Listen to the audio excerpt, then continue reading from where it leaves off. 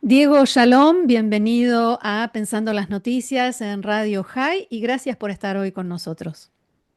No, un placer, Roxana, como siempre. Gracias. Bueno, vamos a hablar porque vos conocés de cerca la política de Estados Unidos, estuviste allí y me gustaría preguntarte sobre, para seguir con el tema de este acuerdo entre Israel y el Líbano y en forma indirecta con Hezbollah, este cese de fuego y demás.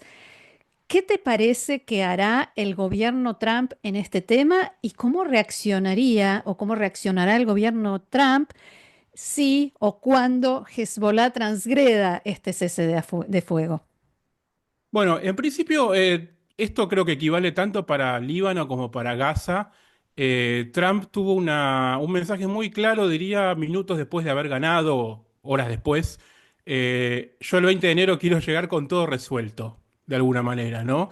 Resuélvanme todos los problemas. Algo que un poco no le molesta a Biden o a la administración, a lo que queda alrededor de la administración Biden, porque también se quieren ir habiendo resuelto más de lo que no Ujú, resolvieron de alguna manera.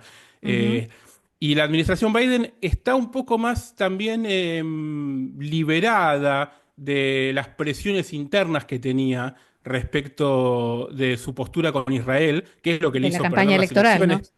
Exactamente, sí, le hizo perder las elecciones de alguna manera, haber estado tan atado a escuchar lo que tenía para decir su costado más izquierdo en esa coalición perdedora, por decirlo simplemente así, de manera objetiva.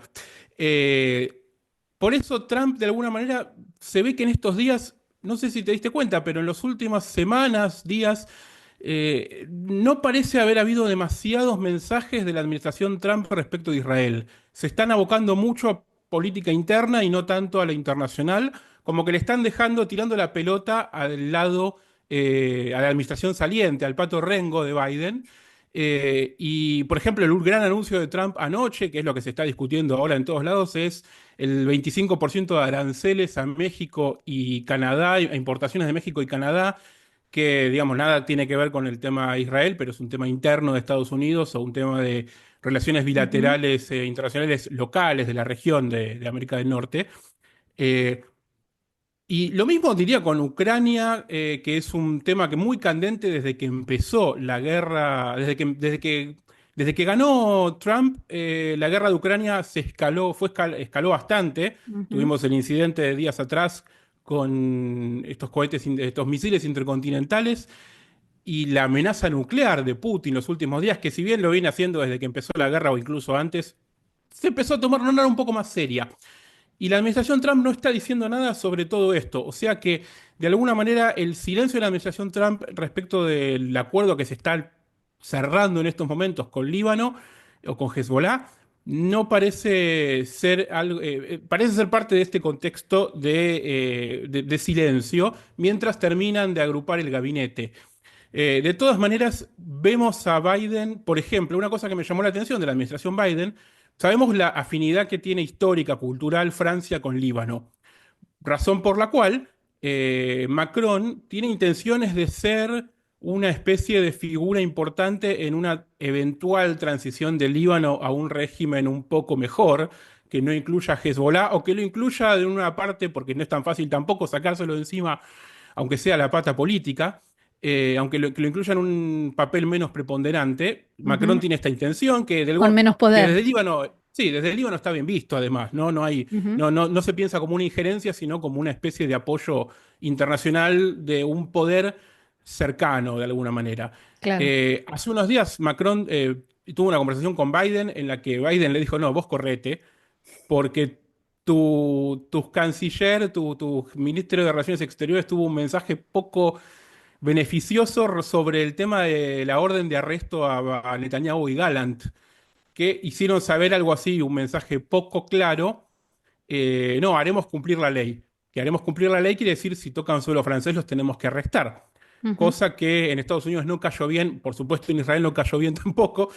Y esto solo permitió a Biden tener una carta para decir, no, a ver, correte, déjame solucionar lo del Líbano a mí. Que además, por supuesto, quien viene llevando las negociaciones adelante estoicamente es Amos Hochstein, este Ujú. enviado estadounidense que lleva años trabajando, lidiando con, yendo de un lado a otro entre Beirut y Tel Aviv, y Jerusalén más que Tel Aviv permanentemente. Sí. Eh, y por esta razón, de alguna manera, Trump no creo que tiene la intención de no decir demasiado, no hacer demasiado hasta el 20 de enero. Ahora, ante la pregunta de qué pasaría si eventualmente Hezbollah, por ejemplo, viola parte del acuerdo, vuelve a disparar cohetes a Israel o vuelve a tener una presencia al sur del río Litani, suponiendo que logramos que salga del río Litani, que ya de por sí es un Sí. paso. Si esto sucede después del 20 de enero, no tengo ninguna duda de que la administración Trump no va a tener ningún problema en que Israel retome las posiciones dentro del Líbano si hace falta y que la guerra vuelva al estado en el que está hasta este momento. Eh, Incluso creo que la administración Biden lo respetaría, pero si hasta estamos ante la duda si la administración Biden lo respetaría o no, es porque la administración Trump claramente no tendría demasiado problema. Pero ¿no ves una intervención, un apoyo directo de Estados Unidos o sí? Porque Trump dice todo el tiempo que él no quiere guerras y no quiere soldados estadounidenses fuera de su territorio. ¿Hasta qué punto estaría, te parece, Trump dispuesto a apoyar a Israel, como por ejemplo sí lo hizo Biden, es cierto, a nivel defensivo con los ataques de Irán, pero ¿qué pasaría en este caso con Trump? Bueno, como siempre decimos, lo primero que hay que decir de Trump es su impredecibilidad, ¿no? O sea que cualquier cosa que uno diga, él puede llegar a hacer todo lo contrario. Aún así, una de las cosas más consistentes que él tiene es que no quiere saber nada con las famosas botas sobre el terreno. Ujú. No creo que pase lo que pase, escale como escale, incluso aunque vayamos a una guerra con Irán, veo difícil por ahora que Estados Unidos meta las botas en el terreno. Sí, tal vez que, como hizo con Biden, que refuerce presencia de portaaviones o incluso enviar más equipos de defensa antiaérea, como lo hizo Biden hace poco con los THAAD.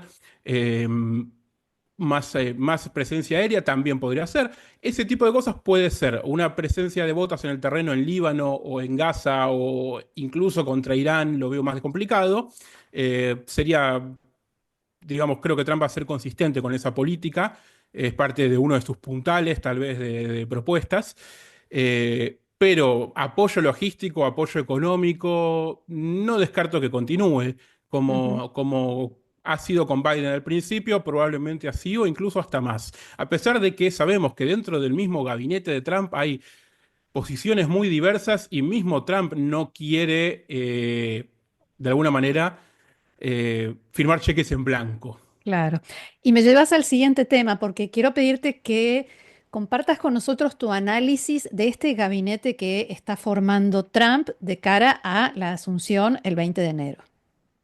Bueno, en principio lo más importante para decir es lo que dicen muchos analistas, eh, es un gabinete de leales, para empezar, pero no 100%. Hay también algunas caras nuevas o gente que no ha estado, no ha sido, no ha sido premiada por su lealtad, sino más histórica, sino también por nuevas lealtades, aparentemente.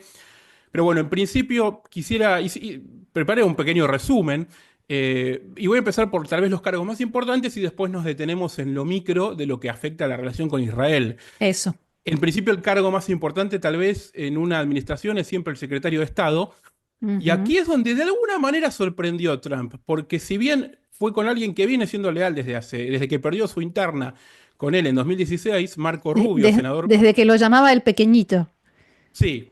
Pero eso de Trump de pelearse con alguien, ponerle motes y después amigarse, no es el primer No, caso, no han sido sorprende. varios y lo vamos a seguir viendo. Eso no es un problema.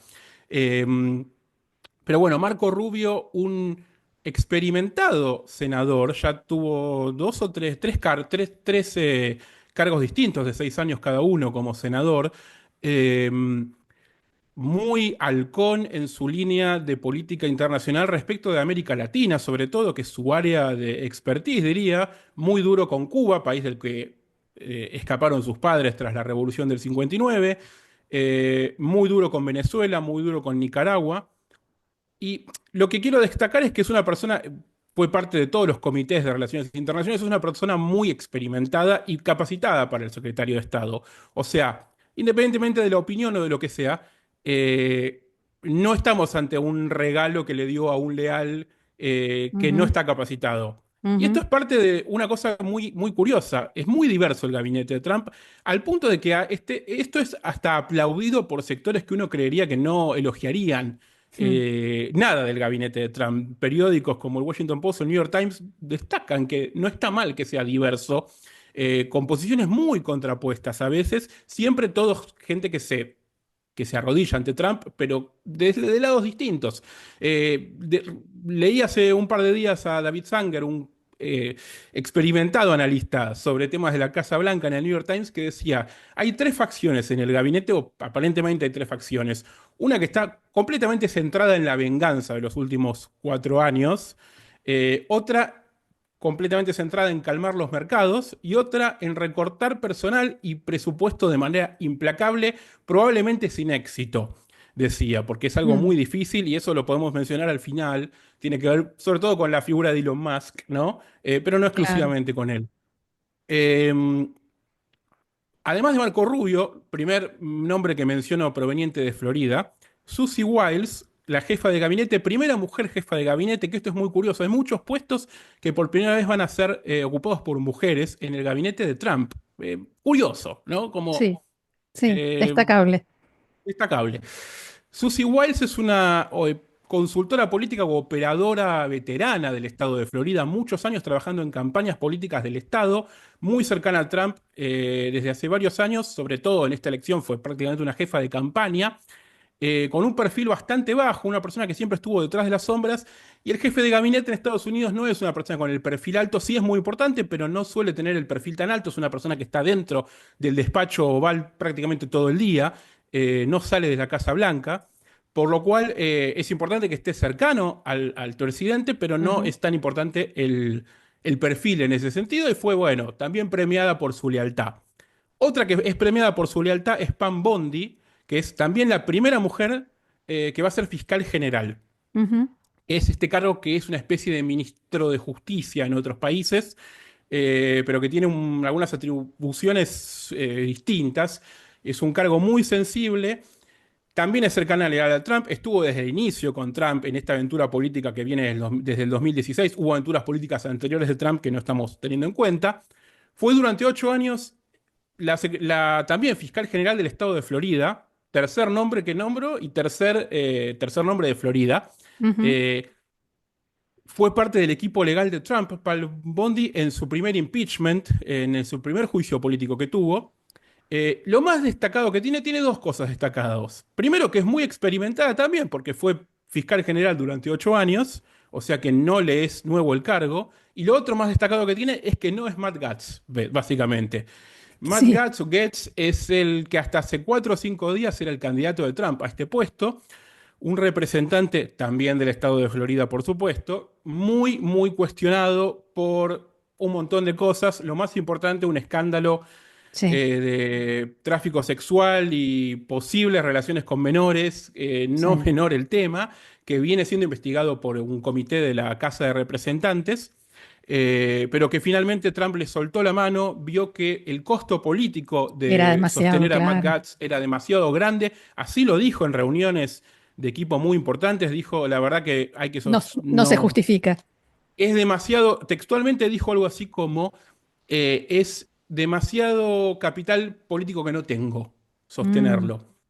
Es Ahora, Diego, probable, me gustaría que hablemos un poco de este gabinete que se está formando respecto de Israel, porque sí, mencionabas a Marco Rubio y Marco Rubio tiene una historia de apoyo a Israel que además se mostró y mucho en este último año, pero hay otros muy fuerte. nombres.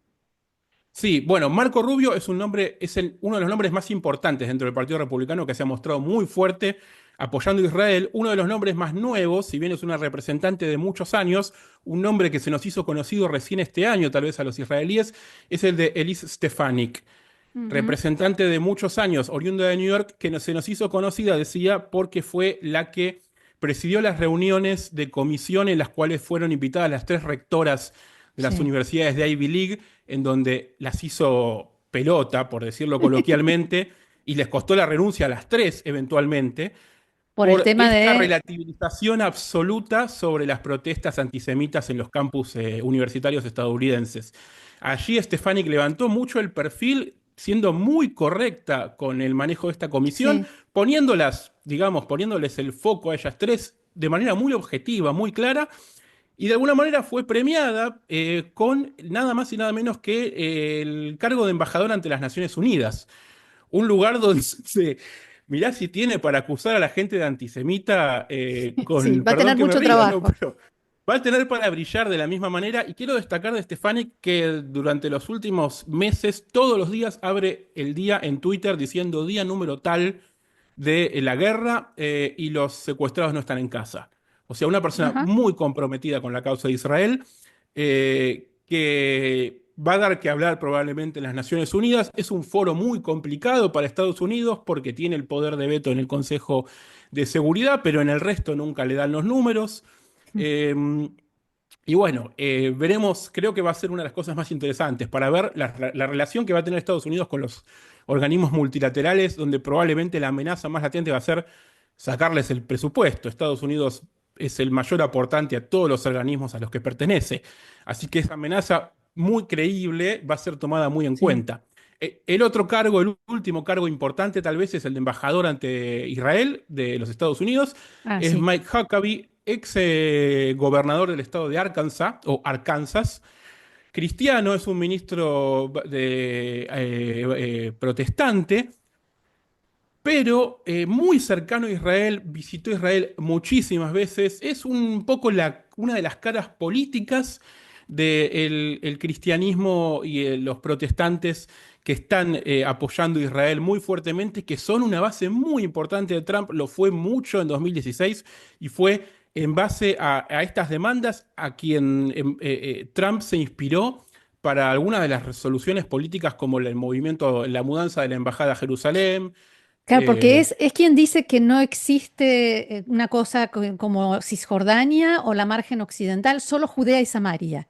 Exactamente, él habla de Judea y Samaria. Como embajador va a ser un gesto político muy importante porque si bien Israel siempre tuvo embajadores afines, nunca hubo un embajador norteamericano, por lo menos con Trump, ¿no? Además, pero incluso con otros